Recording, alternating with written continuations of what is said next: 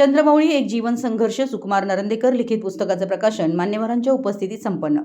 कार्यक्रमाच्या अध्यक्षस्थानी इचलकरंजीचे आमदार राहुल लवाडे होते। प्रमुख पाहुणे माजी आमदार सुरेश हळवणकर हे होते। मान्यवरांच्या हस्ते पुस्तक प्रकाशन करण्यात आलं। प्रथम स्वागत व प्रास्ताविक ॲडव्होकेट संग्राम नरंदेकर यांनी केलं।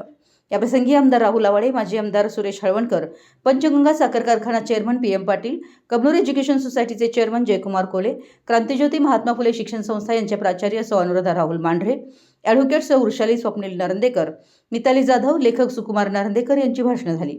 या कार्यक्रमासाठी शांती नतपत संस्था चेअरमन मिलिंद कोले, माजी सरपंच मधुकर मनेरे, माजी सरपंच सुधीर पाटील, जवाहर बँक संचालक बबन उर्फ सतीश केटकाळे, पंचायत समिती माजी सदस्य जयकुमार काडाप्पा, क्रांतिज्योती महात्मा फुले शिक्षण संस्था सर्व स्टाफ, दलित पॅन्थरच्या सौ कोमल अहिवळे, अस्मा फणीबंद, सौ अपेक्षा कांबळे, गजानन कोले, काँग्रेसचे युवराज कांबळे, दिलीप शिंगे, नेताजी कांबळे, दगडू शिंगे, Das sir, Patil sir, Khot sir, Gaikwad madam, सौ शुभांगी नरंदेकर, कृष्णा जाधव तसेच जिल्हा अध्यक्ष ग्राहक पंचायत समिती तथा ग्राहक संरक्षण परिषद सदस्य BJ पाटील तसेच ॲडव्होकेट स्वप्नील सुकुमार नरंदेकर उपस्थित होते।